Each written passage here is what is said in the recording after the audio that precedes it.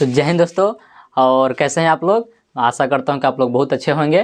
तो हम लोग पढ़ने वाले हैं क्या? ब्रह्मांड की उत्पत्ति। ब्रह्मांड की उत्पत्ति यानी origin of universe, origin of the universe. तो हम लोग पढ़ रहे थे क्या? एनसीईआरटी। यही एनसीईआरटी का ही है, लेकिन एनसीईआरटी 11th क्लास का है। हम लोग थोड़ा सा बदलाव किए हैं। क्या बदलाव किए हैं? अगर एनसीईआरटी हम लोग चैप्टर वाइज पढ़ रहे थे, एनसीईआरटी पढ़ रहे थे क्या? चैप्टर वाइज 6, 7, 8 ऐसे पढ़ना था, लेकिन ऐसे नहीं, पूरा टॉपिक वाइज पढ़ेंगे। मान के चलिए ब्रह्मांड की उत्पत्ति है तो 6 क्लास से जो भी है 12th क्लास तक निचोड़, 6 से 12 तक निचोड़, जहाँ से भी ब्रह्मांड की उत्पत्ति का थोड़ा सा भी पॉइंट होगा वो इस वीडियो में बता दिया जाएगा, लेकिन इसके बाद फिर नहीं। और हम लोग पढ़ रहे थे बारी बारी से चैप्टर वाइज। इसमें पढ़े क्या? पृथ्वी के बारे में पढ़े, लेकिन उतना जानकारी नहीं दिए। केवल 6 क्लास का जितना था उतना ही हम लोग जानकारी प्राप्त कर पाए। लेकिन अब क्या होगा? अब टॉपिक वाइज यानी कि सब एक ही वीडियो में मान के चलिए पढ़ाई होगा ब्रह्मांड के बारे में। तो ब्रह्मांड का जितना भी होगा, छोटा से छोटा, बड़ा से बड़ा पॉइंट, सब इसी में बताया जाएगा। फिर इसके बाद क्या पढ़ाई होगा? तारों का निर्माण कैसे हुआ, फिर पृथ्वी का निर्माण कैसे हुआ, ग्रह का निर्माण कैसे हुआ। उसी तरह से बारी बारी से टॉपिक वाइज हम लोग पढ़ेंगे, यानी निचोड़, क्लास वाइज नहीं, चैप्टर वाइज नहीं, केवल टॉपिक वाइज। इसलिए आज से हम लोग क्या पढ़ेंगे? ब्रह्मांड के उत्पत्ति, पहला क्लास है ये। तो ब्रह्मांड का उत्पत्ति 2 प्रकार से माना जाता है, यानी वैज्ञानिक संकल्पना यानी हाइपोथेसिस कहिए इसको इंग्लिश में। संकल्पना का मतलब क्या होता है? हाइपोथेसिस। और एक धार्मिक संकल्पना है, यानी प्राचीन या धार्मिक हाइपोथेसिस। तो ये जो प्राचीन और धार्मिक हाइपोथेसिस है, इसको केवल लिखावट है, कोई एविडेंस नहीं है, साक्ष्य नहीं है, प्रूफ नहीं है, केवल लिखा हुआ है। अगर ब्रह्मांड का जानना है, अगर केवल लिखा हुआ रहेगा, इससे कोई मतलब नहीं है। हम भी लिख देंगे तो क्या उसका मतलब हुआ? नहीं। तो इसको नहीं पढ़ना है हम लोग। क्या? इसको प्राचीन और धार्मिक संकल्पना यानी जो भी है धार्मिक हाइपोथेसिस, इसको बारे में नहीं पढ़ना है। क्या? साइंटिफिक यानी वैज्ञानिक हाइपोथेसिस यानी संकल्पनाएं, हम लोग को वो पढ़ना है। तो इसमें कितने प्रकार के? 4 प्रकार के सिद्धांत दिए हैं वैज्ञानिकों ने। कितने प्रकार के? 4 प्रकार के सिद्धांत दिए हैं। पहला का नाम है महाविस्फोटक सिद्धांत, इसको बिग बैंग थ्योरी से नाम भी जाना जाता है। फिर साम्यावस्था सिद्धांत, इसको स्टेडी स्टेट थ्योरी के नाम से जाना जाता है। फिर दोलन सिद्धांत, प्लस्टिंग थ्योरी का नाम जाना जाता है। स्फीति सिद्धांत इन्फ्लेटोनी थ्योरी के नाम से जाना जाता है। ये वैज्ञानिकों ने पता लगाया, ये कुछ सैटेलाइट के द्वारा, अपने ही जिस तरह से वैज्ञानिक साइंटिस्ट को जानवे करते हैं उसी तरह से इन लोग पता लगाया। जॉर्ज लेमंतियर जो बिग बैंग थ्योरी के बारे में पता लगाए, बेल्जियम के रहने वाले थे। कहाँ के? जॉर्ज लेमंतियर बेल्जियम के रहने वाले थे। तो इनका जो थ्योरी है बिग बैंग थ्योरी, यही से ब्रह्मांड की उत्पत्ति के बारे में अच्छी तरह से हम लोग को जानकारी प्राप्त होती है, जानकारी मिलती है। यही बताएं कि पृथ्वी का निर्माण कैसे हुआ, यही बताएं कि तारों का आखिर निर्माण कैसे हुआ। बाकी बात जितना आपको दिखाई दे रहा है, ये कुछ पॉइंट बताएं, लेकिन इनका बताया हुआ उतना साबित नहीं हो पाया जितना कि इनका बताया हुआ साबित हुआ। कहने का मतलब है कि देखिए, कोई फुल 100% नहीं है। मान के चलिए 100% कह देंगे कि नहीं, 100% का 100% बिग बैंग थ्योरी सही साबित हो रहा है और सही होगा, लेकिन ये गलत बात है। क्या? गलत बात है। 100% नहीं, एक तार्किक अनुमान लगाया गया है। तार्किक अनुमान लगाया कौन? वैज्ञानिकों ने। जॉर्ज लेमंतियर ने तार्किक अनुमान लगाया, एक थ्योरी दिया, उसी थ्योरी से हम लोग पढ़ते हैं। लेकिन 100% नहीं, ये 99% है। कितना? 99% है। हो सकता है इनके बाद कोई और वैज्ञानिक आ जाए, हो सकता है इनके बाद कोई और वैज्ञानिक आ जाए और इनसे अच्छा सिद्धांत दे दे, इनका सिद्धांत से भी बेटर हो और उससे ज़्यादा जानकारी प्राप्त हो जाए और अच्छा लगे सभी को, तो इनका ना चलेगा, फिर उसका चलेगा। लेकिन अभी तक, हो सकता है आगे तक, फिलहाल यही चल रहा है और चलेगा। एक 100% नहीं कह सकते, कितना? 99% कहिए। एक संकल्पना है, तार्किक है, हमारा अनुमान है, वैज्ञानिकों का अनुमान लगाया गया है, और इसमें एक वाद है, मत है, थ्योरी दिया हुआ है और सिद्धांत दिया हुआ है, तभी हम लोग क्या इसके बारे में पढ़ते हैं। अगर सिद्धांत नहीं देते तो हम लोग इनके बारे में नहीं पढ़ते, बिग बैंग थ्योरी के बारे में हम लोग नहीं जान पाते। सिद्धांत है तभी तो जान रहे हैं। 100% नहीं, क्या 99 के 99% है, तो हम लोग अधिक वाला का दर्जा देंगे, 1% को थोड़ी दर्जा देंगे, इसको नहीं। हमेशा प्रोबेबिलिटी होता है क्या? बड़ा अंक को हमेशा प्रोबेबिलिटी बड़ा यानी अधिक वाला को। इसीलिए हम लोग क्या पढ़ेंगे आज पढ़ेंगे क्या, बिग बैंग थ्योरी के बारे में, क्या है, कैसे है, इसका परिचय है, परिचय के बारे में पढ़ेंगे। पहला परिचय के बारे में पढ़ेंगे, फिर आखिर दूसरा का सिद्धांत के बारे में पढ़ेंगे, ठीक, और सिद्धांत के बारे में, और तीसरा हो गया साक्ष्य के बारे में। आखिर ये साक्ष्य दिए तो कैसे साक्ष्य दिए, तभी तो हम लोग पढ़ रहे हैं। फिर जो इसमें कौन थे, big bang theory George Lemaitre ने 1931 में, और साम्यावस्था का सिद्धांत थॉमस गोल्ड एवं हर्मन बॉर्डिंडे, और दोलन सिद्धांत दिए कौन, डॉक्टर एलन सैंडरेज और आर्थर एंडिंगटन, और थ्योरी जो हो गया कौन, स्फीति, ये एलन गुथ और पॉल अस्टीनहार्ट। लेकिन कहने का मतलब है कि इनका जो है ये तीनों का उतना अच्छी से साबित नहीं हो पाया, तो हम लोग इनका नहीं पढ़ के केवल क्या पढ़ेंगे, बिग बैंग थ्योरी के बारे में अच्छी तरह से जानकारी प्राप्त करेंगे, ठीक। तो हम लोग आगे पढ़ते हैं क्या, बिग बैंग थ्योरी इसको छाप लीजिए अच्छी तरह से। क्या, ओरिजिन ऑफ द यूनिवर्स, कहने का मतलब क्या है कि हमारा ब्रह्मांड जो निर्माण कैसे हुआ, उसका निर्माण कैसे हुआ, आखिर वैज्ञानिकों ने पता लगाया किस तरह से निर्माण हुआ। तो पहले देखिए, पहले एक एडविन हब्बल नाम का एक वैज्ञानिक थे, एडविन हब्बल नाम का एक वैज्ञानिक थे। उसने पता लगाया कि देखिए आकाशगंगा एक नहीं है, आकाशगंगा बहुत सारे हैं, ठीक। आखिर आकाशगंगा बहुत सारे तो हुए कैसे, ये भी तो बात है जी, कि बहुत सारे आकाशगंगा कैसे हो गए। हमारा आकाशगंगा क्या है, मिल्की वे। हम लोग किस आकाशगंगा में रहते हैं, मिल्की वे में रहते हैं। किसमें, मिल्की वे। मिल्की वे के कहने का मतलब है कि प्रकाश का, समझिए कि नदियाँ बह रही है, प्रकाश का नदियाँ, और नदियाँ का हम लोग क्या जानते हैं, गंगा के नाम से अधिकतर फेमस है। तो क्या, आकाशगंगा, मिल्की वे, यही कहा गया आकाशगंगा। तो देखिए परिचय के बारे में, परिचय पहला पार्ट, तो परिचय हो गया। तो इसमें क्या हुआ, एक एडविन हबल नाम के वैज्ञानिक थे, कौन थे, 1920 ईस्वी में इन्होंने एडविन हबल, इन्होंने कहा कब, 1920 ईस्वी में पता लगाया कि आकाशगंगा एक दूसरे से दूर जा रही है। लेकिन कैसे जा रही है, देखिए एक है, मान के चलिए एक ऐसे है, ऐसा है, ठीक, इस तरह से। अरे छोड़िए ना, गुब्बारा ले लीजिए आप, गुब्बारा ले लीजिए, और गुब्बारा पर छोटी छोटी ऐसे नज़दीक छोटी छोटी पॉइंट, चाहे गोला ऐसे इस तरह से गोला कर दीजिए, ठीक। उसमें फिर हवा भरिए, जब गुब्बारा में हवा नहीं है तब इस तरह से करना है। फिर उसमें हवा भरिए, और हवा भर के भरिएगा, और जब हवा उसमें जाएगा तो गुब्बारा फूलेगा, तो देखिएगा एक दूसरे से सब दूर जाएगा। ये जो बिंदु है, जो पॉइंट है, सब एक दूसरे से दूर जाएगा। बीच में बहुत सारा स्पेस यानी बहुत सारा जगह हो जाएगा, सब एक दूसरे से दूर जाएगा।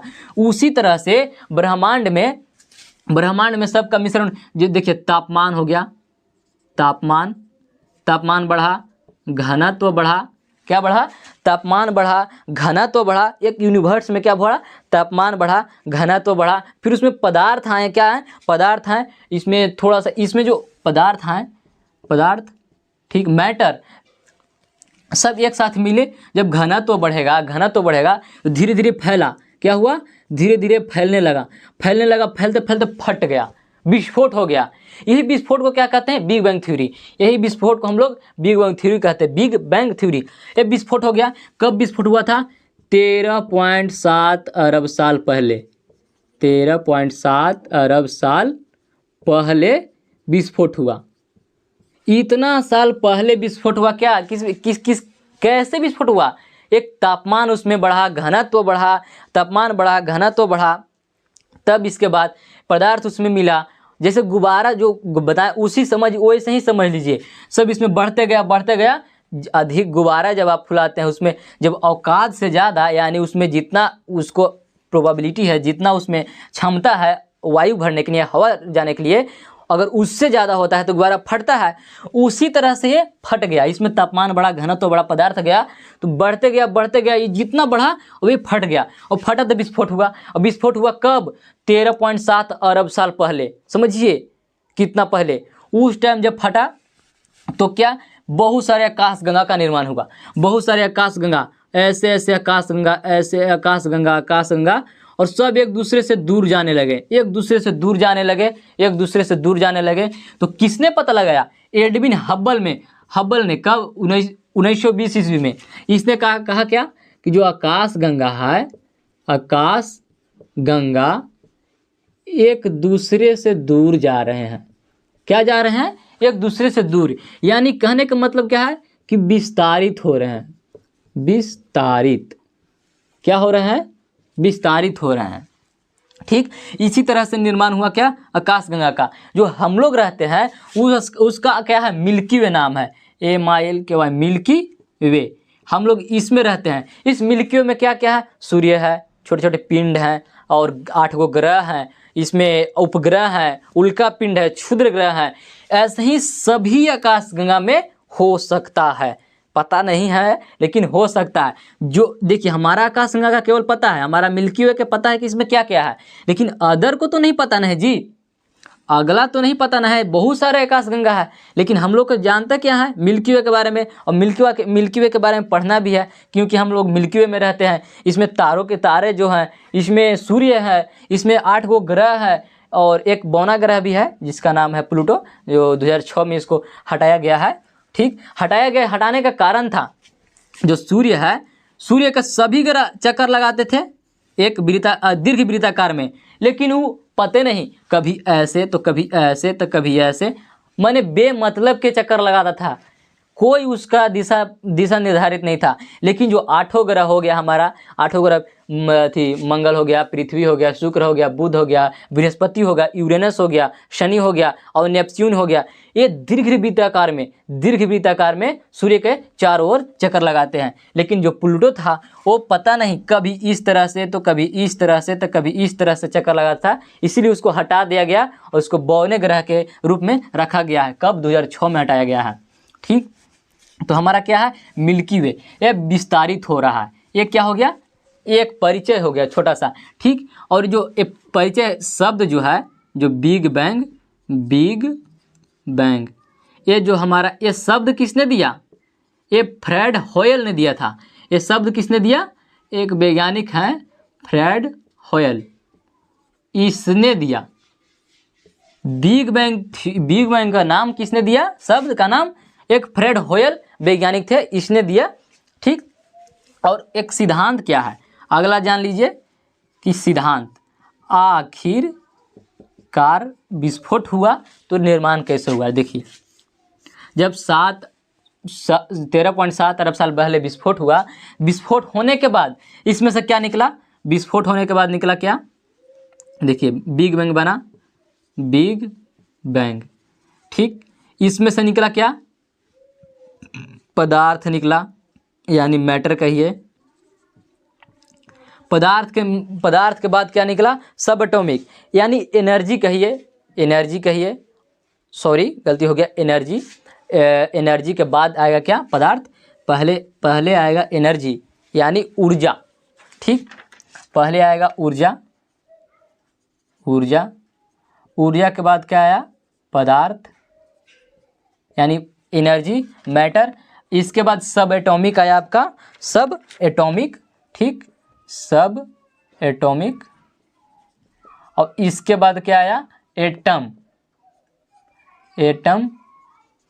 और एटम के बाद क्या आया हमारा? बादल बना। आखिर बादल कैसे बनता है? छोटे छोटे धूलकण, गर्दा कहिए, धूलकण कहिए, छोटे छोटे। ठीक, तो एटम के बाद आया क्या? Helium, hydrogen, helium plus hydrogen आया। और इसमें छोटे छोटे धूलकण से बना क्या? बादल बना। और बादल बनने के बाद नेबुला बना। इसको निहारिका बोलते हैं। क्या? बादल को ही क्या बोलते हैं? निहारिका, यानी निहारिका। इसको नेबुला के नाम से भी जाना जाता है। क्या? नेबुला। इसके बाद फिर क्या बना? तारे बने। और तारे के बाद क्या बने? ग्रह बने। क्या बने? ग्रह। इसी तरह से क्या निर्माण हुआ? पूरा बिग बैंग साबित किया कि किस तरह से ग्रह यानी पृथ्वी का निर्माण हो। ग्रह माने 8 ग्रह के आ गया। हीलियम, ऊर्जा, बादल का निर्माण कैसे हुआ? नेबुला यानी तारे का निर्माण कैसे हुआ? किसने पता लगाया? जॉर्ज लेमंतेयर ने 1931 ईस्वी में। और छोटा छोटा पॉइंट था क्या? 1920 ईस्वी में एडविन हबल ने बताया कि आकाशगंगा एक दूसरे से दूर जा रही है, यानी विस्तारित हो रही है। और कब विस्फोट कब हुआ? 13.7 अरब साल पहले क्या हुआ? विस्फोट हुआ। कैसे विस्फोट हुआ? इसमें क्या हुआ? इस तरह से था। ठीक, इसमें तापमान बढ़ा, तापमान बढ़ा, ठीक। तापमान बढ़ने के बाद पदार्थ इसमें बढ़ा, पदार्थ बढ़ा, फिर घनत्व बढ़ा, घनत्व बढ़ा, तभी तो ये विस्फोट हुआ। और विस्फोट हुआ तो बहुत सारे ऐसे फैल गया, ऐसे ऐसे ऐसे फैलते चला गया, सभी आकाशगंगा एक दूसरे से दूर होते गए, ठीक। और यही क्या है हमारा सिद्धांत, किसका, यूनिवर्स का, यानी यूनिवर्स का। फिर यूनिवर्स का सिद्धांत हो गया। और थोड़ा सा साक्ष्य देख लीजिए, किसने, एडविन हबल ने, कब, 1920 से 21 ईस्वी। ये 20 जो है समझिए कि 20 ही नहीं, इसमें 1921 भी आ जाता है।